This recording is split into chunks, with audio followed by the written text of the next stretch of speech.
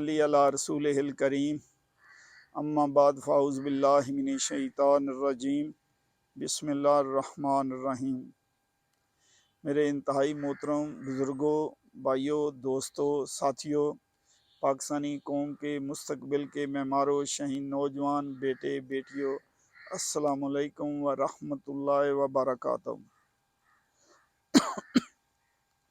سب سے پہلے میں آپ نوجوانوں کی توجہ اس طرح مبذول کرانا چاہتا ہوں کہ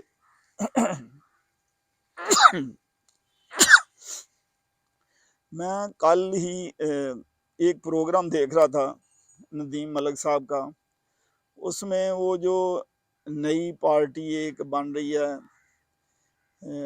حقان باسی صاحب اور مفتاح صاحب اور کھوکھر صاحب، یہ تینوں ملک صاحب کے پروگرام میں تھے۔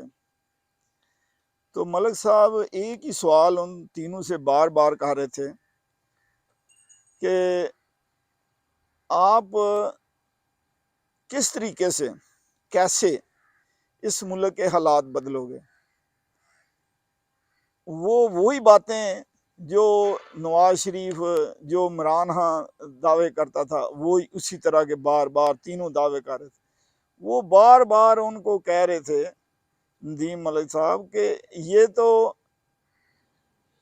وہ بھی کرتے تھے، آپ تو ٹوٹلی فلاپ ہیں، پہلے دن ہی ہو جائیں گے، کیونکہ یہ باتیں تو پہلے بھی ہو چکی ہوئی ہیں۔ آپ بتاؤ آپ نئی چیز کیا لے کر آئے ہو۔ میں بہت ہی حیران ہوں۔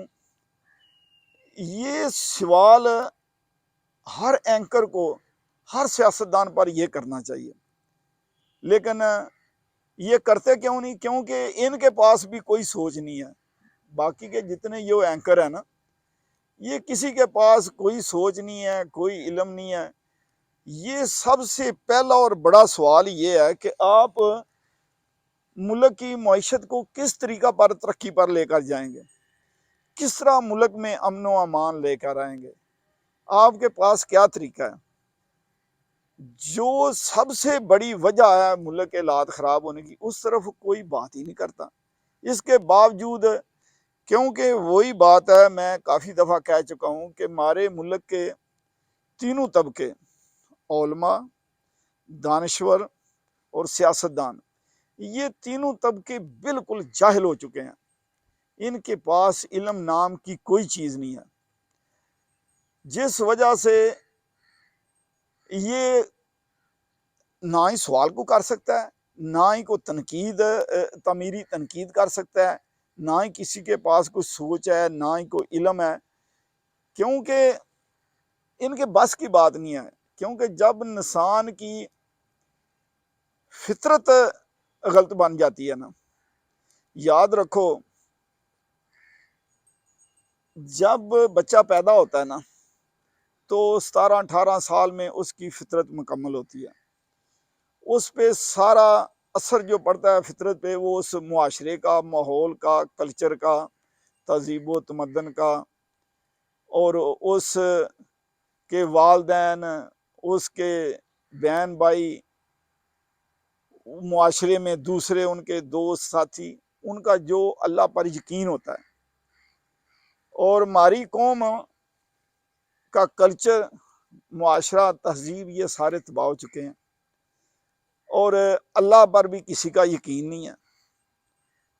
شرک ہمارے ملک میں عام ہے، جس وجہ سے 18 سال کی عمر تک انسان کی فطرت مکمل ہو جاتی ہے۔ پھر جس طرح کی فطرت ہوتی ہے نا، اسی طرح کے وہ لوگوں کو ووٹ دے گا، جو اس طرح کی فطرت کے لوگ ہوں گے۔ اسی لیے تو جو سب سے جاہل ہوتا ہے نا، جیسے عمران سب سے جاہل تھا، اس کو سب سے زیادہ ماننے والے ہیں، سب سے زیادہ لوگ اس کے پیچھے جا رہے ہیں، کیونکہ وہ سب سے زیادہ جاہل ہے۔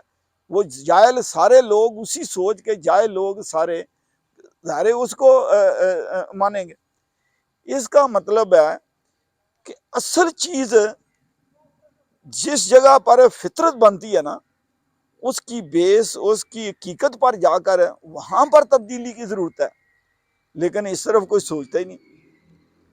ہمارے جتنے سیاستدان ہیں، جتنے علماء ہیں، جتنے دانشور ہیں ان کے پاس علم نام کی کوئی چیز نہیں ہے۔ اس کی سب سے بڑی وجہ یہ ہے، یاد رکھو جس طرح کی فطرت ہوگی اسی طرح کے لوگوں کو آپ الیکشن میں منتخب کرو گے، اسی طرح کی پارٹیاں سوچ رکھنے والی لیڈر آگے آئیں گے۔ سارے کا سارا ملک کی ترقی کا دار و مدار، معاشی، معاشرتی، سیاسی، سماجی ساری تبدیلی جو ہوگی نا، وہ جس طرح کی حکمرانوں کی سوچ ہوگی نا اسی طرح کی وہ ترقی ہوگی۔ تو جس طرح کی یہ معاشی ترقی ہوگی اسی حساب سے وہ ملک میں پھر مزید جو معاشرہ ڈیولپ ہوگا اس میں جو لوگ پرورش پائیں گے وہ اور بد سے بدتر ہوتا جائے گا۔ یہ ایک سائیکل چال پڑتا ہے۔ تو سب سے ضروری چیز اس کی اس ناکامی کی، اس تباہی اور بربادی کی، اس جہالت کی حقیقت کو سمجھنا چاہیے۔ حقیقت یہ ہے کہ ہمارے معاشرہ سارے کا سارا جاہل ہو چکا ہے، علم نام کی کوئی چیز نہیں ہے۔ یہ ٹوٹلی 98% ملک میں سارے کے سارے جو ریاستی ادارے ہیں ان کا سسٹم، ان کا نظام چینج کرنے کی ضرورت ہے۔ ٹوٹلی نظام تعلیم 100% تبدیل کرنے کی ضرورت ہے۔ سارا سلیبس نصاب جو ہے وہ سارے کا سارا تبدیل کرنے کی ضرورت ہے۔ اور یہ سارے کا سارا پروگرام پاکستان میں اگر کسی جماعت کے پاس ہے تو اس کا نام ہے عوامی تحریک علم، ATI۔ اس کے علاوہ پاکستان کی کوئی جماعت اس کے قریب بھی نہیں ہے، قریب بھی نہیں ہے۔ یہ میں چیلنج کرتا ہوں، اگر کوئی پاکستان کی ایسی جماعت ہے جس کے پاس کوئی سوچ ہے، کوئی علم ہے، وہ کس طریقے سے ملک کو ان معاشی حالات سے نکال سکتی ہے، کس طریقے سے وہ معاشرے میں علم عام کر سکتی ہے، اس معاشرے کو امن اور خوشحالی لا سکتی ہے، تو میرے ساتھ وہ بیٹھ کر وہ مناظرہ کر لے۔ کوئی سارے سیاسی جماعتوں کے لیڈر جو ہیں، کسی کے پاس کوئی سوچ نام کی چیز نہیں ہے، کیونکہ علم جو ہے نا، علم اس کا آغاز سب سے پہلے علم کے 3 سورس ہیں۔ یاد رکھو علم کے صرف 3 سورس ہیں۔ پہلا سورس اللہ تبارک و تعالیٰ نے سارے کا سارا علم انسان کے نفس میں رکھا ہے۔ دوسرا الہامی مذہب، یہ الہامی کتابیں اور اللہ نے پیغمبر بھیجے، یہ سورس ہے۔ اور تیسرا سورس یہ جو اسٹیبلش ہسٹری ہے، یہ سائنس ہے۔ اس سے جو آپ عقل سے، حکمت سے جو آپ کام لیتے ہیں، تاریخ، اسلامی تاریخ سے، ساری تاریخ سے آپ فائدہ اٹھاتے ہیں، یہ 3 سورس ہیں۔ اور سب سے بڑا سورس قرآن ہے آپ کے پاس اس وقت، کیونکہ یہ اللہ کے الفاظ ہیں، اللہ کا کلام ہے۔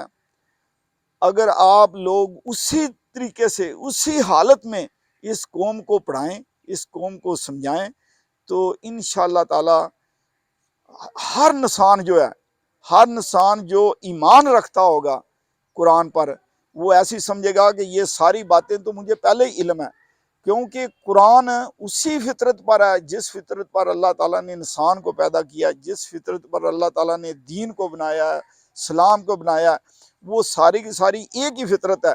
تو جب کسی بھی چیز کی فریکوینسی ایک ہو جاتی ہے، اسی پوائنٹ پر وہ کامیابی کا پوائنٹ ہوتا ہے، وہی پیک پوائنٹ ہوتا ہے کامیابی کا، انرجی کا۔